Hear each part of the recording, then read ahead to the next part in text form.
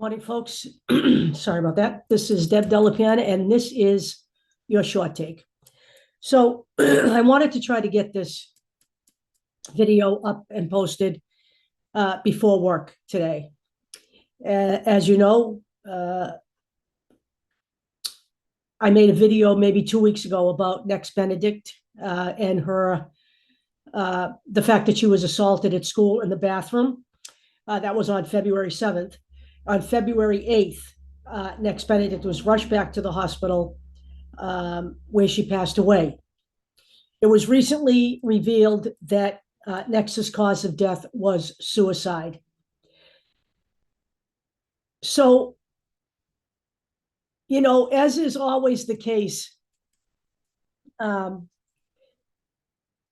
because it's a suicide, people tend to, dismiss what happened to her in the bathroom, her injuries.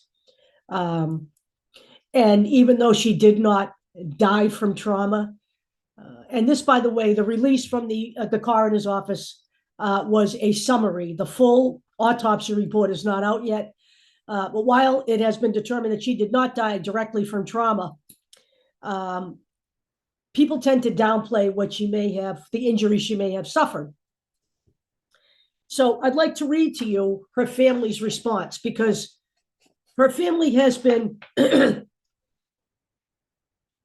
more than, I don't know, it's hard to say. They've been gracious through this whole thing. I would have been off the edge, frankly, if I had known that the school never even notified the police that this happened. The police found out when the parents, the family called the police to let them know. And at that time, they said they did not want to press charges. They just wanted the police to be aware.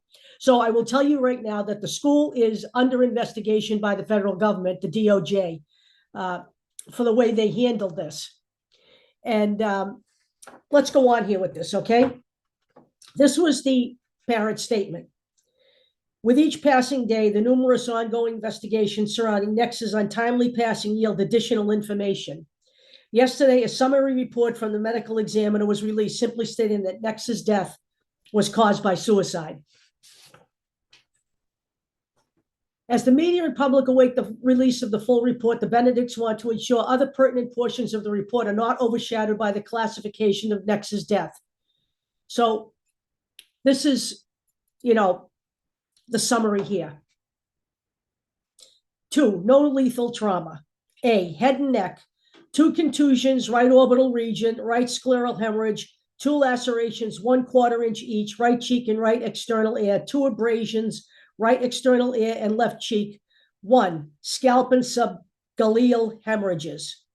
B, torso, abrasion, right upper chest, abraded contusion, central chest 1. The abraded contusion of the central chest and an anterior atrial ecchymosis contusion are consistent with having occurred during cardiopulmonary resuscitation efforts. So anyone who says this was a minor assault is full of shit. C, extremities, scattered asynchronous abrasions and contusions. 1, multiple healing linear injuries and scars, posterior left hand. The statement continues. The Benedicts continue to call on our schools, administrators, lawmakers, and communities to come together to prevent any other family from having to suffer through the heartache now borne by Nex's loved ones.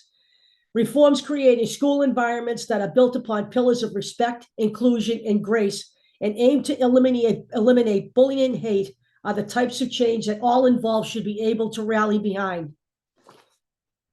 So I'm going to state right now that the legislation that has been passed in Oklahoma, the attitudes of the people in the school system, the attitudes of the people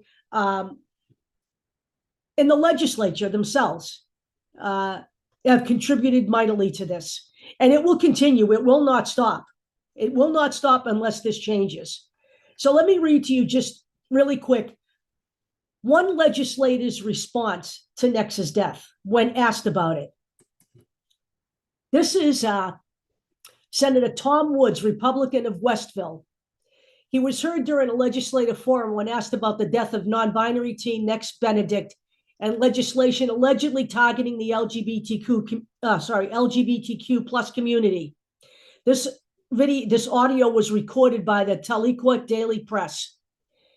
Quote, I represent a constituency that doesn't want that filth in Oklahoma, end quote.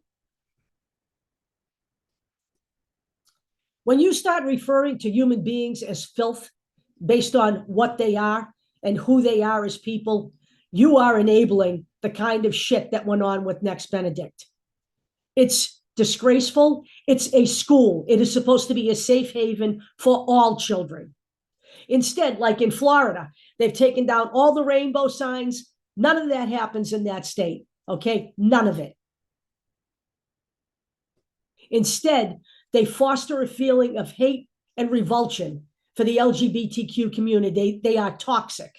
I would have to say, I actually thought Florida was the worst until I started looking into Oklahoma. It is disgusting. It is subhuman the way they treat people there who are different. Referring to a group of people as filth is Nazism, okay? It's plain and simple here. There is no way around any of this. There's no justification for any of this. And you know what?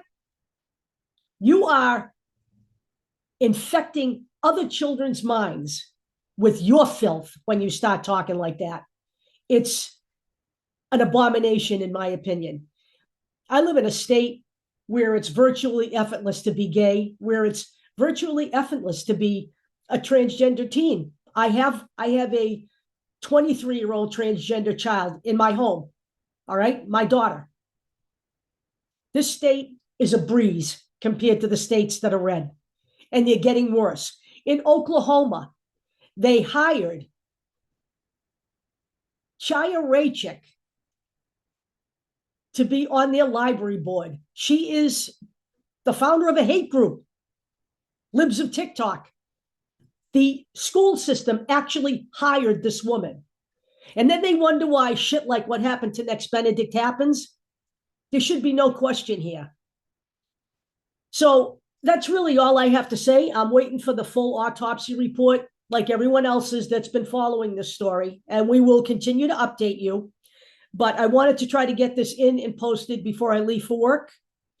I will put in the YouTube version of this video, I will put a bunch of backup articles that have come out since my last video, and we'll go from there. If I cannot get the YouTube version up before I leave for work, it will be up tonight when I return from work. You guys have a great day, and stay safe. I don't know what it's like there, but the sun's out here. So we'll talk to you all later.